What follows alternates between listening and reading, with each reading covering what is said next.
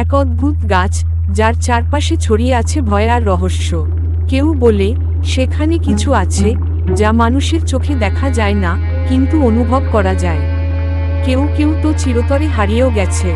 আজ আমরা সেই গাছের ভয়ঙ্কর রহস্য উন্মোচন করব, কিন্তু সাবধান, এই গল্প শোনার পর হয়তো আপনিও অজানা আতঙ্কে কেঁপে উঠবেন। প্রায় চরম বর্ষার পূর্বাহে গ্রামের প্রান্তে এক পুরনো রাস্তায় দাঁড়িয়ে ছিল এক অদ্ভুত গাছ। এর শাখাগুলো সবুজ পাতার সঙ্গে বাঁধা, কিন্তু তার মর্মান্তিক ছায়া ও দহনোক্তিক সুবাসে যেন রূপকথার কোনো ভয়ঙ্কর গল্পের শুরুতে সঙ্গীত বাজে। এই গাছের চারপাশে গ্রামের লোকেরা বলে থাকত, এই গাছের কাছে প্রবেশ করলে জীবনের রূপ বদলে যায়। অনেকেই বলতেন, যারা একবার এই গাছের কাছে পা বাড়িয়েছেন তাদের মনে অজানা এক শীতলতা প্রবাহিত হয়, যেন অতীতের কোনো অশুভ স্মৃতি তাদের গলার মধ্যে গেঁথে থাকে। গল্পের শুরুতে আমাদের চরিত্র রুমি নামের এক তরুণী ছিল। রুমি, যার মনের গভীরে সবসময় এক অদ্ভুত কৌতূহল জাগ্রত হতো, সে প্রায়ই এই গাছের আশপাশে ঘোরাফেরা করত। একদিন বিকেলের আকাশে সূর্যের শেষ কিরণে গাছটির পাশে দাঁড়িয়ে থাকা রুমি অনুভব করল, যেন চারদিকে অদ্ভুত এক সন্ন্যাসী আত্মার কণ্ঠস্বর প্রতিধ্বনিত হচ্ছে।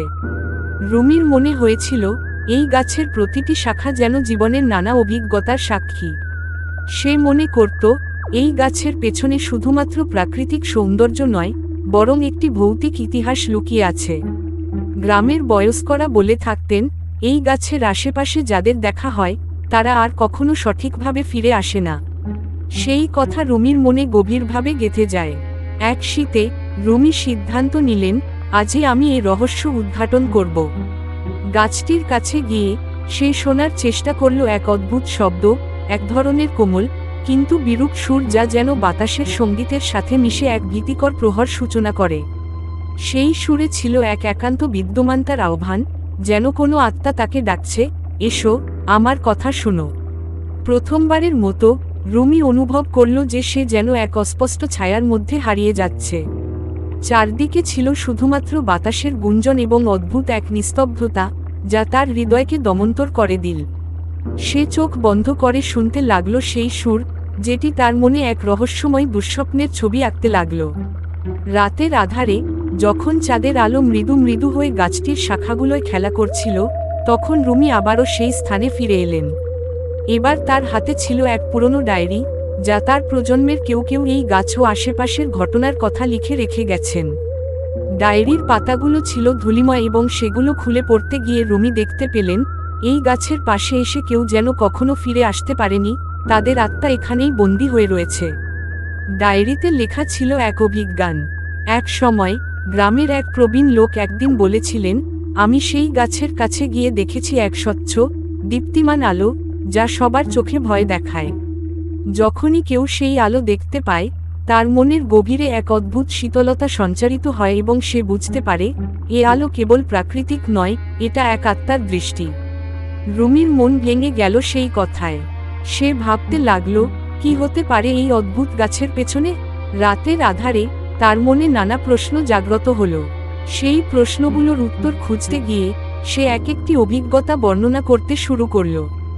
একসময় সে দেখেছিল এক বৃদ্ধা, যার চোখে ছিল গভীর বিষণ্ণতা, এবং সে বলেছিলেন, আমি এই গাছের কাছে গিয়ে আমার প্রিয়জনকে হারিয়েছি, আর এখন আমি তাদের স্মৃতিতে বন্দী।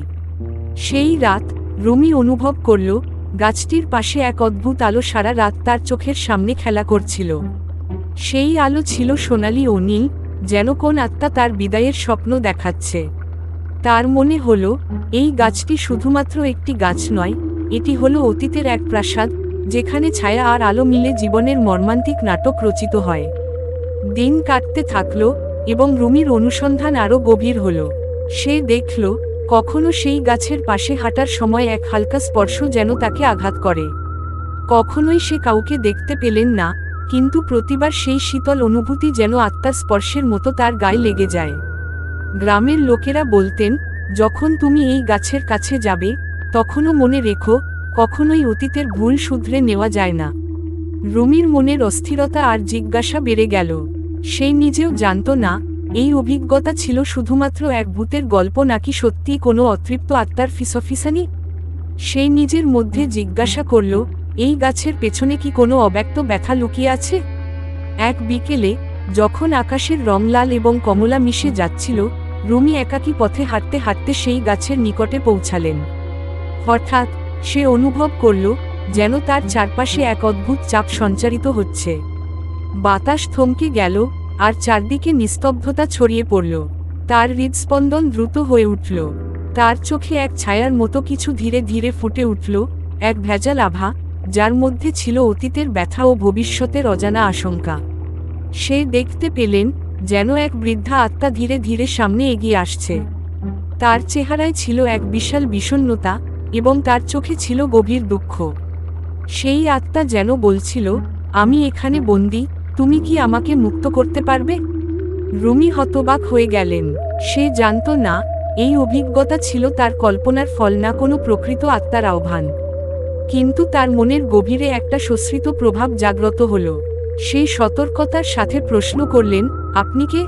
আপনার কি কষ্ট আছে? কেন আপনি এখানে বন্দী? বৃদ্ধা আত্মা শুধু এক নীরব দৃষ্টিতে রুমি তাকিয়েছিল, যেন সে তার প্রশ্নের উত্তর খুঁজে পাচ্ছিল না।